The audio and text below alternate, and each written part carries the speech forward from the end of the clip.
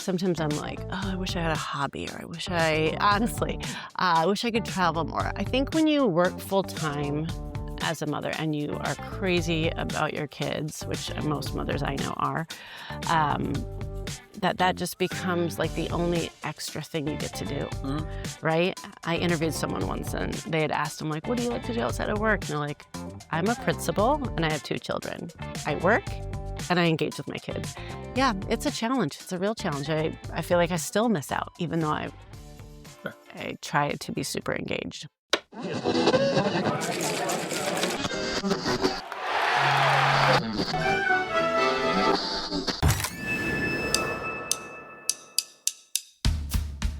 Hi, I'm Dave Weich, and you're listening to Work-Shaped Life. So much of your social circle depends on work, when you're young especially. A lot of the people I hang out with now, for instance, I met because they used to work with one of my friends. Other lasting friends I met through my own coworkers. And that's always fascinating, right? When you meet your coworkers' friend group outside of work for the first time, a vision of their life starts to come into focus. Jen was Hannah's friend, Hannah being my coworker. At the time, I knew that Jen was a teacher, but details were fuzzy. This was more than 20 years ago, before anyone we knew had kids or a career to speak of. My favorite picture of Jen from those days shows her looking down at me through the glass coffee table in her living room. I crawled underneath to conduct an impromptu photo shoot of our friends at the party, and she's posing for me, hands out, smiling, as if the decision to get down on that rug and scooch under the table needed no explaining at all. What do you do, Jen? Well, it's funny because people always say don't talk about your title, right? But say what you actually do. So I'll start with what I think I do at the core. Okay. I think at the core, my ultimate job is to ensure that 17,000 students can read and write, speak, and listen with joy and engagement. Okay. And who are those 17,000 students? Like, what are we talking about age-wise? Preschool through 12th grade. Okay. Yeah, a little bit of a span there. And how long Pre-literate. would you say this has been your job? 2.5 years, I guess, at this point.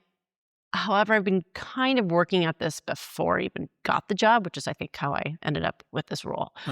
So I was hired as the early learning coordinator to onboard preschool and align the practices preschool through 2nd grade. Then, and that kind of snowballed. We started getting a lot of, started seeing some increased gains. That was pretty promising and exciting.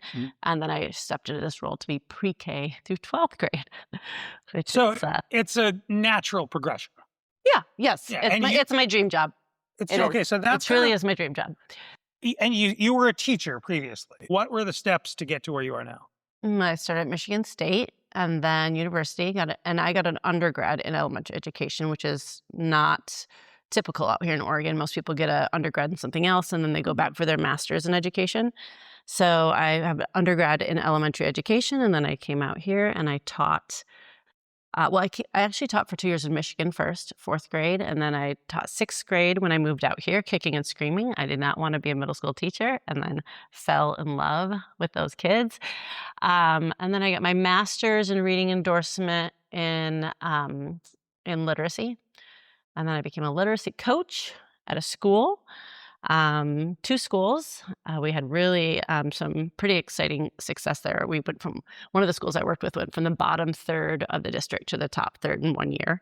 Wow. So that was pretty exciting. And because of that, I was pulled up into the district office to be the district office literacy specialist. And then I got my admin endorsement, I guess, not really a degree, and then moved over to North Clackamas to do the preschool work, and then now preschool through 12th grade. Yeah, so I kind of done all of the positions along the way, which is kind of cool. And I think that's really, I wasn't a school secretary. That's the one I missed. But other than that, I've been pretty much everything, including a paraeducator, classroom volunteer, all the way up now to director. Yeah. And you have 3 kids who all can read. Thank goodness. 2 of them like it. Okay. We'll work on that 3rd. Yeah. So How would you say, again, like, that sounds amazing, and you have your dream job. I Do do. you have your dream life? Great question. I think for the most part I do. Yeah. I do think I for mean, the your most part job I do. supports the idea, like, how you want to live, you feel like. If I oh, well, that's a different question. That's Okay. a different question. I think if I would have known, I don't know how I could do another job because I'm so passionate about this job. I think I was born for this work. Yeah. Um, uh, and I just don't know how I'd do another job and get to work at this. So it's hard to compare because, yeah, I'd like to have a more flexible job. I'd love to work from home. I'd love to work part-time part of the year, right? All of those things. Yeah. But just job doesn't allow it. So I don't, so someone's asking me like to choose between freedom and my job. And I don't know if I could do that. I Yeah. really love my job. Yeah. Well, what, Wish I could do it less, but I love it. what about that though? I mean, like, that's not everyone loves their job. hmm Why are you passionate about it? Like, give me an example of something that might happen or something like you must feel gratification. For instance, like, Um, what is it? well, I think it started much younger. My passion for it is because I was raised by a single mom, and we were in pretty deep poverty for many years, and school was such a happy place for me. I was good at it, and it was surprising to many people that I was good at it. It was surprising to my teachers. It was surprising to some of my friends who were from wealthier homes. And so just from a very young age, I really felt that I wanted to make sure that all students had access and all students were seen in the light that was lucky enough to be seen at a very early age. So it's really just closing the opportunity gap for students, racial opportunity gap, poverty.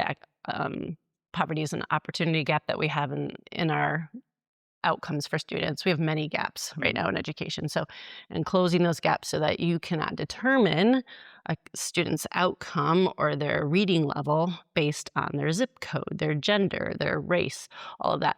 That's just I think that's what, and just the love of reading and writing is so, like when you can get a kid hooked on drawing comics or Mhm.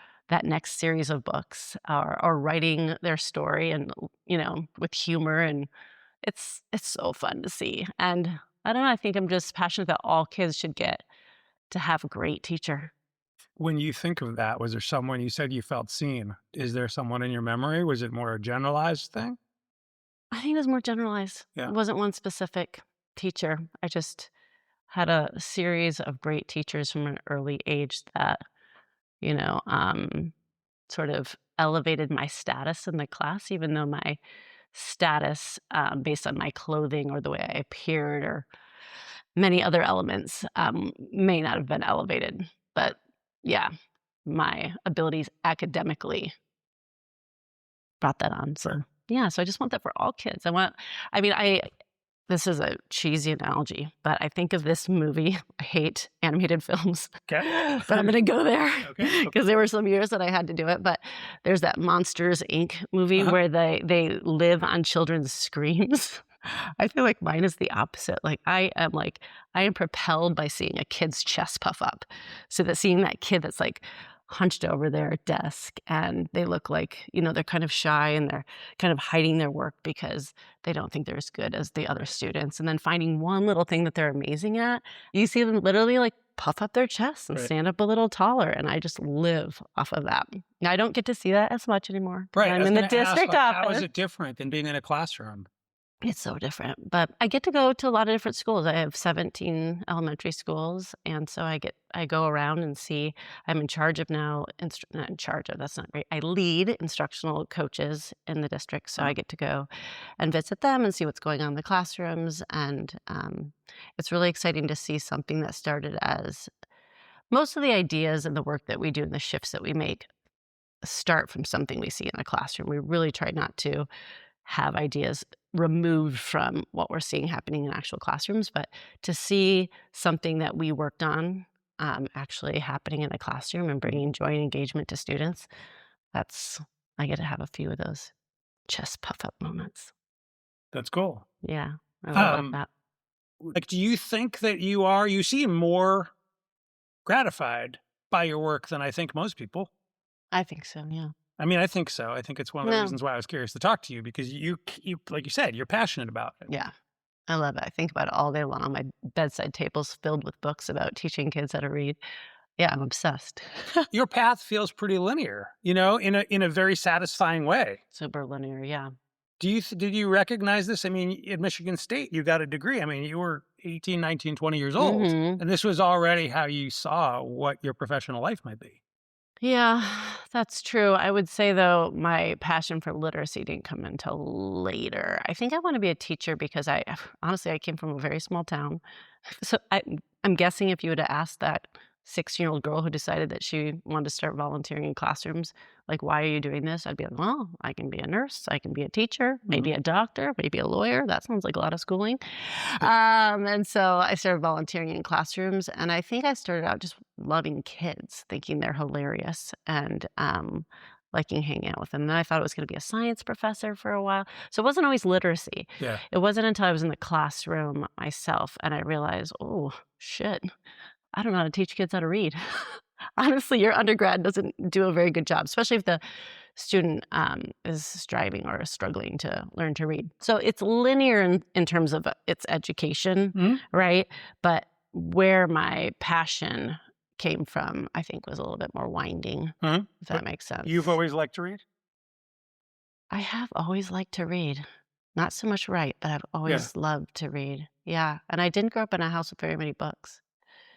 Huh. So I often will cite that research about how many books are in the home and a student's ability to read and write later in life. And whenever it is true research, but like it's actual research has been done about that. But that wasn't my path. Yeah. If you had a bunch of money, would you still work? That's such a great question. That's a great question. Oh, I think I've been working since I was 19, right? I mean, earlier than that, right? I started babysitting when I was 14. And I've had a full-time job. That's rare. I don't have any siblings that have had a full-time job while raising multiple kids. I have very few friends that have had full-time jobs while raising multiple children, any children. And so when I think about my whole life, I feel like I got to do my dream job. But I really won the lottery right now. I'm not sure. I'm ready to travel. I'm ready to try other things. Yeah. But I probably still, I think I'd probably do that for a year or two. And then I'd have to get back into it some way. Yeah. Yeah. I always used to say as a teacher that I would still be a teacher, but I would hire an amazing personal assistant who would do all the grunt work that I didn't want to do. Right. But I actually would get to stand in front of kids every day. I think there's probably some element of that. Yeah. To be truth to that I would take a year off and then come back in some element. Yeah. No, I mean, that makes sense. I don't have kids, so I have no real basis of comparison. But you have a very demanding job. And you are,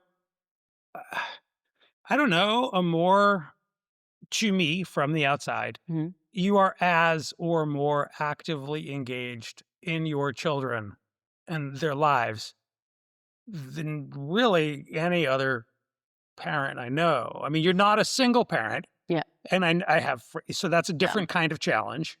But you are not, you work a lot. But if I didn't know anything about your work life, I would be like, Jen, oh my God, what a mom. Well, she's That's kind of you. I think it's really interesting that it's sometimes I'm like, oh, I wish I had a hobby, or honestly, I wish I could travel more. I think when you work full time as a mother and you are crazy about your kids, which most mothers I know are, that just becomes the only extra thing you get to do, right? I interviewed someone once and they had asked them what do you like to do outside of work? And they're like, I'm a principal and I have 2 children. I work and I engage with my kids. And that's hard. I've missed hanging out and chatting with you and other friends. We try to carve out those little bits of time, but my kids are also super active. They've got a which I love. I believe just keep kids busy, keep them off screens, keep them away from drugs, keep them busy. That's kind of my philosophy there. But yeah, it's a challenge. It's a real challenge. I feel like I still miss out, even though I try to be super engaged. Well, it's like we all miss out in a way. Like, again, I don't have kids. I mean, this is part of why I marvel at it. And on the one hand, I know plenty of people who have jobs and kids. It's certainly possible. On the other hand, like, what excuse do I have? What do you mean? For what? Like, I have all the time in the world, theoretically. I mean, I guess I don't because I have a business, but yeah, I don't know. I just feel like trying to work in the number of hours that you do seems Herculean. Like, I don't even know how that would be possible. And yet you've always done it. I think it seems like your job is probably more demanding in the last few years than it was previously. Oh, yes. And maybe that helps because your kids are at least a little grown now. Yes. No, that does help that they're getting a little bit older, although sometimes that means they're involved in more activities. But Mike started working from home almost at the same time that I started this more demanding job. So that has been like, I really just work and engage with my kids. Yeah. I mean, he does that so much. Yeah. Well, and we've talked about that. work. I mean, you happen to have a husband who loves to spend time with his kids. Yeah. Yeah. Which is and he's super a huge bonus. You're really, really smart in getting him. And he's also just super, like, we do not follow most gender roles in a marriage, right? Like, he cooks and does the laundry and signs kids up for doctor's appointments, all the things that my friends often complain about they're doing. And I have to sit quietly and be like, I've got a really supportive partner. So that's helpful. But no, it's also exhausting. Let's not, pretend it's not, right?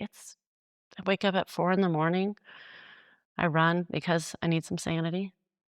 And then what time do you go to bed? I go to bed pretty early. Because you get up at 4 in the morning. Yeah, I go. Yeah, I try to lights out at 9. Yeah. Okay. And what you mentioned your friends, and I'm curious about that because you don't have to name names. I just mean, like, what is that? Has your passionate and very determined pursuit of a career affected some of your relationships with other moms or dads, for that matter, who are more focused on sort of family? They don't have that other outlet and focus and passion? I would say it has affected it. I wouldn't say it affected the relationships I had before kids, though. Yeah. That's, I think I could draw a line there. The relationships I had before kids, those have been maintained because we were friends before all that chaos began. And many of us started that chaos together. Yeah. But I will say, I didn't realize how important it was to become friends with the other moms of your kids in that same grade, because then you're not or are invited to birthday parties and play dates and all this stuff, right? And so as a working mom, you miss that pickup and drop off time at school, and you miss the volunteer and the bus ride to the play and all that stuff, where all those little relationships get brokered. And there is, people will say that it's not true, but there is a divide when you show up to the play and you're wearing a nice outfit and you clearly just came from work and someone's sitting next to you with yoga pants. I'm clearly jealous of them. I mean, I am. Maybe I'm not clearly. I feel jealous that they just got to go to Pilates and roll into this, and I had to leave a meeting and race over to maybe make the second half of the play. But there's just this unspoken thing. And I'm sure they're just thinking I'm judging them. I don't know, but there is a divide. People try to say that they're not, and women support women.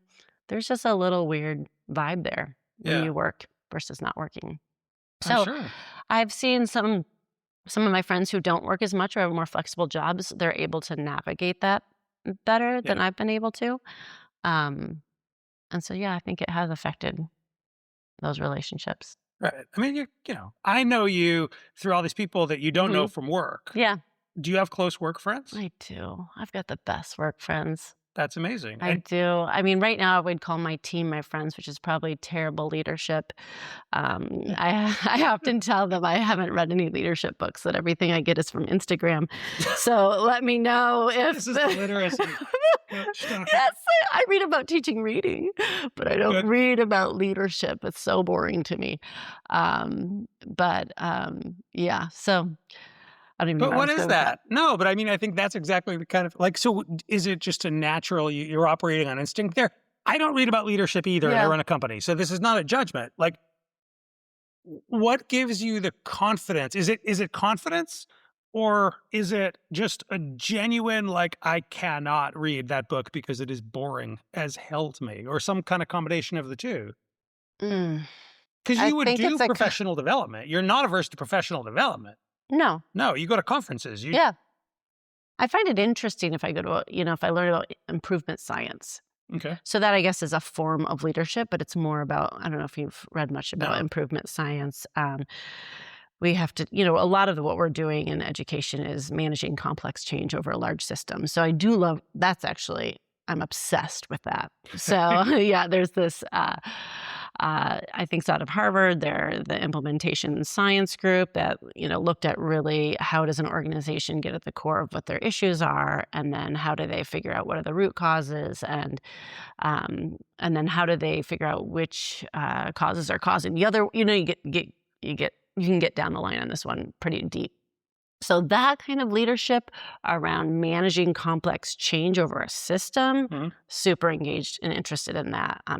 I think it's some of the same things that you do, right? Empathy interviews with constituents, right? And looking at data across the system and all of those things. And then really thinking about what's the psychology behind shifting someone's mindset Right. about so many things. The first thing we have to do is shift people's mindset about what kids can do, what they're capable of. So that kind of leadership I find interesting, but like leading my team and like all of like Brene Brown's Dare to Lead and all these different, I'm just not interested in that. I mean, and I think that I'm doing okay. My team and I are killing it. Right. And I really I hire well. I hired well. That's key. They're amazing. And hiring well is actually a really good example, because what that made me think was no person has the bandwidth and almost certainly the interest. I mean, maybe there are some unicorns out there, but you have to pick and choose how you're going to learn and what you're going to focus on. Mhm. You only have so many hours in the day. 100%. And so there is some sort of innate, like, that is not what I'm going to do with my time, because somehow I either have the confidence or I just don't have the problems. Like, I'm not seeing, Yeah. if you were suffering in some way that Brene Brown was potentially going to help, you might go there and be more open to it, but that is not your experience. I know, and that's the whole game, right? You have to figure out where you're going to put your focus Right. because you can't do everything. And as a recovering perfectionist, I would say that was a hard lesson to learn. Like, here's the plate of things I could focus on, right? And I think that's just not one that I've Right. decided that hasn't needed as much attention. With getting older and having done whatever you're doing for longer, there's also this sense of, like, you start to understand what actually helps you and what doesn't. I think when you're younger, it's harder to know because you haven't tried any of these Mhm. approaches or tools, Yeah. and so it feels like you need to, because otherwise you're slacking. And then you get to a certain point and you're like, number one, I can't do everything. And number two, I'm bored to tears when Yeah. I do that particular thing. Yeah. And that's not necessarily a productive use of my time. Yeah, I think that's how we kind of get into where where we land in our careers, right? At least those of us who've had the opportunity to kind of follow that passion Right. and move away from something that they're, losing interest in, Right. right? I am very interested in talking to people with all sorts of different, not just vocations and work lives, but also, it's not success exactly, it's more gratification. There are lots of people who from the outside you would judge as successful, but they might be miserable. They might hate their jobs. They might feel like, I can't believe I got into this particular line of work, and here I am 20 years later because it's what I do, and I wish I'd done that other thing. And I think that's part of it too. I don't know if it's for you. Maybe it's I feel like there's similarities in that I never knew what I wanted to do, but I always knew what interested me and had no um, hesitation to pursue it. Like I was always passionate enough about something, and I don't know, some combination of disciplined and lucky enough to do something that resembled it, Yeah. to do it, and then you get experience, and then people believe you can do it, and it leads to some other thing. But it wasn't as if I decided 30 years ago that I wanted to do this when I was in my 50s. Same. Right? I thought I'd be a teacher forever. Is that what, how does this translate? Like you have a son who just went to college. Mhm. What do you think you would tell your kids, or what do you tell him Mm. about how to find a satisfying, That's a very relevant question right now. right? Yeah, because my eldest is really struggling trying to figure out, like now college is so expensive, right? So like everyone knows what they want to be right when they go there. It's so strange, you But no one know. knows what they want to be. But no one They really just knows. think they know what they They want to think, achieve. well, yeah, Something. exactly. So he's getting this idea that everyone, has a path and they're Right. passionate, they're going to go forward. And you're like, oh, half these kids There's are so going to much do pressure 'cause something. it looks like other people are so Yes. focused, Yeah. and smart. And Totally. And he's feeling very much like, I don't even know why I'm here. These classes don't even like, why am I taking classes if I don't know what they're going towards? yeah, So that's interesting. I got me thinking, what will I tell him about? I guess it's kind of like what we just talked about is follow, what lights you up. Right. I'm just scared what lights him up is fishing, eating sushi. And although maybe that's the thing, right? Right. 20 years from now, you're going to be like, huh, he made it into a career. Yeah, great. Please let me have that be the problem in 20 years that I was wrong. I do believe no matter what people do, they will be better at it if they enjoy it. Yeah. No matter what it is. If you like it, you're probably going to be better at it. Totally. I also think that the feeling of agency is often overlooked. And I don't know if that's something everyone has and then it just needs to be lit up. But like, for example, I often think about when I grew up on 40 acres in the woods and like we would come up with an idea and we would execute it tomorrow. For example, Tree fort. I know it's a cliche, but it's true. We had an amazing tree fort, right? One time we decided to follow this crick, not a creek. We called it a crick in Michigan, crick, and follow it to Lake Michigan. Newsflash, we did not make it there, but found lots of great swimming holes and like just, spent the day exploring. You had an idea and you did it the next day. And I think that's kind of that and curiosity and passion mixed together is what has perpetuated me to where I'm doing now. And I would guess that's similar for you. Like thinking about your work, and I've got to witness some of your trajectory, right? yeah. And you just were like, I'm going to do this thing. And then you did it. And the more you do that I think that tends to lead people down a path. Yeah. And so I worry that some of the kids today have not experienced enough of that. Like, I have an idea, let's go do it, Right. because their lives have been so micromanaged by their families, including myself. So I do think it's like a combination of those two. You have Yeah. to have that agency that like I can do this thing. Right. And it's not gonna, I mean, so much of it is like, it's a little cliche to say you have to be willing to fail, but it is true. And also, failing is a very kind of, there's a spectrum of failing. Like, you didn't find Lake Michigan, but it was a valuable activity. Yeah, exactly. Like that, like failure is kind of in the eye of the beholder in a lot of cases. There are some Mhm. cases where it's like, you set out to do this thing and you didn't do Yeah. it. But even then, I mean, part of the lesson is that sometimes that's just what happens. Yeah. And then because you did it though, you met someone or you learned something or you had no idea that that was actually going to be valuable in the long run. But 3 years later, it's a lot of running a small business. It's like, for some reason I don't know. I always had the perspective that it was a long game. It was like, most things in life are about relationships.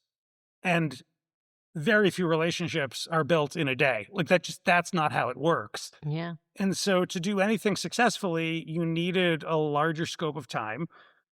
And that comes with its own compromises. Like I wasn't going to make a lot of money for a long time. I was just going to, can I make enough to pay my mortgage, to go out to dinner now and then kind of thing? And, and that was fine because I get to do what I wanted to do. And, but the larger point is that it's not, my life is not a series of successes. It's more like what you're describing. I've just always been doing something. Well, I even think about, when you started this business, did you have any idea that what you do now was going to be kind of like your central, I don't want to say mission, but what you do? Did you, I don't think you, I don't know. Really? I don't think so. I don't think this is what you would have named that this business was at the very beginning. No. I mean, it would have been interesting. Unfortunately, I did not like to journal that. So you like to read more than write too? Yeah, kind of. I like to write what other people say, hence interviewing. Yeah. But no, I mean, my whole life has been like that professionally. I've always just followed, again, my passion, but in a practical way. The best example is I moved to Portland and I had a telecommuting job at the time, so I didn't have to immediately get a job because I had an income. So I was looking for a full-time job, though, and I found through an ad in the classifieds of the Oregonian my job at Powell's. Oh, really? That's how you got that job? Honestly, I still remember. I can see the newspaper. I wish I'd saved the ad I circled. It was the end of an era. And I had never worked in a bookstore. But I had an MFA in creative writing and a bachelor's in English. And so I'd been around books a ton. But I found that ad and I took the job. I remember saying, I'm not that interested in running the affiliate program of a bookstore website, which was specifically what they really needed someone to do. But I was the first person hired by the Powell's web team, aside from a webmaster and 2 programmers. So essentially, the only people working there were technical. And I had no interest in being a coder. That wasn't my brain and my interest. So I was like, well, there's going to be opportunity to advance because there's literally no one to jump over. There's no one else there. So if this internet thing that people keep talking about is actually turns out to be a thing, oh my goodness, there's going to be opportunity. And I feel like that's kind of been a model of my life. It was just recognizing the fact that I think I'd be good at this. And it would lead to other things that would probably be more interesting. The only thing I knew after Powell's was that I didn't want a desk job that I had to go to every day. It was literally the only criteria. I mean, at that level of must-haves. I'd been 11 years, I've been going to a desk every day from 9 to 5 or whatever the hours were. Yeah, it's I'm never going to do it again. I just need a break. I just don't want to do that for this next thing. And I started a business, and here we are in my basement. I know, it's pretty amazing. Yeah. Just following one idea after another. Yeah. Is there anything else that you would like to talk about while we still have a recorder running? I guess the thing I'd like to talk about most, and I already chatted about it a little bit, is, the idea of managing complex change in systems. And I think that's kind of similar in our jobs, if you really think about it.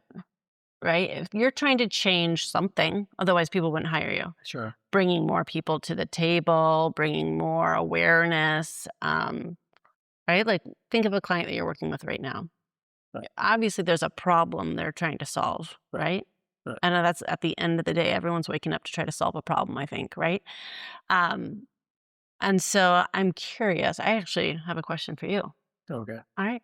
So when you're thinking about managing complex change. And I say complex because it's usually got multiple factors, right? Do you have a system that you go about when you do that? Do you have like I was talking to you earlier about implementation science. That's a whole system. You do a root cause analysis, and then you go do empathy interviews, and you bring them back, right? And then you figure out what the problem is, and then you find one tiny solution, and you test it out in the system so that you can manage that failure thing that we were talking about earlier, right? We can't fail on a grand scale when we're talking about students learning. Right. So we can try small things and test them out and then expand them into different systems. And so what do you do when you're trying to make a major shift? Do you have a system that you follow? Yes and no. I mean, I think that the value that we bring to clients is that we have worked with, I counted recently, I think as of, I don't know, a few months ago, we had built like 86 different organizations over the course of 15 years. And multiple departments within some of those organizations, but 86 on that top level. And so the value we bring is often just that we've encountered communication-related opportunities in so many different contexts that we can offer a range of solutions to any given client based on what they're trying to do. In the work that we do, it's usually about educating an audience to a situation and helping them understand how an action on their behalf can help address that situation. Yeah. And I absolutely see a million parallels right now. the very first step is let's define the outcome you want as specifically as possible. It could be 5 outcomes that are all related, but at the end of the day, how are we going to know that we're successful in helping you? Yeah, identifying Start there. criteria. And then, there's a matter of not buy-in necessarily, but making sure, does your team understand that? So that it's not the director who understands the objective and no one else. Again, because if it's communication, that's the other part of it, is that like if you have one person who is effectively communicating, but the whole team isn't either bought in or doesn't understand, then it's not going to work. Yeah. It's not going to go anywhere. You have to have buy-in too. We're trying to essentially change people's ideas about things. If you can't convince your own team and your inner circle of those ideas, then you're never going to convince the rest of the world. Again, if it's about helping people understand what the problem is and how to solve it, first they have to understand that there is a problem. Then they have to understand what the payoff is in addressing it. And then they have to understand what role they might play. I encourage you to look at this chart that I keep talking. Well, I've been calling it managing complex change, and that's, if you Google it, you'll see an image. Some researchers who looked at it, but it just listed many of the things that you said. Like if you don't have vision, then you have confusion. If you don't have incentives, then you don't have results. If you don't have an action plan, then you have chaos. Like so, it looks at like all of the elements that are required to move something forward, and when they're missing, you can actually sometimes identify it by the feeling of the organization. Like if the feeling of the organization is anxiety, they may know the vision, they may have the resources, but they may not have the skills to implement, right? If it's frustration, they may have the skills, they may have the vision, but they're missing the resources, right? So like it's really fascinating to think about how we shift. And a lot of it is mindset. I mean, and we know, we just said teaching kids how to read and write, but ultimately the one who can influence that more than anyone else is the classroom teacher, right? And that's changing mindsets and beliefs and actions, right? So yeah, it's fascinating. So we're doing the same job. We're basically doing the same job. Who knows? We should trade roles for a day. See how well that goes. Oh, I don't think I'd be very good at your job. Ditto. Thank you, Jen. This was fun. Thanks, Dave. Yeah.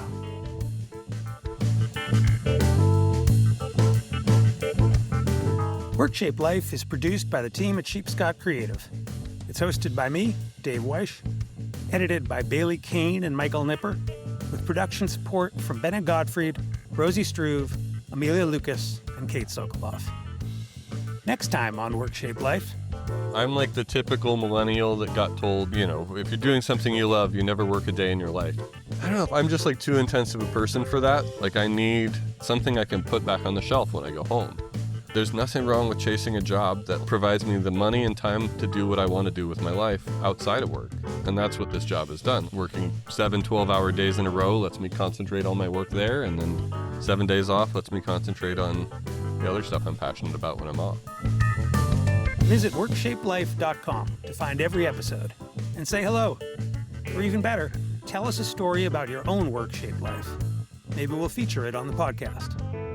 Subscribe on your favorite podcast platform to hear new episodes as they drop. We'll see you in 2 weeks with the next conversation. Thanks for listening.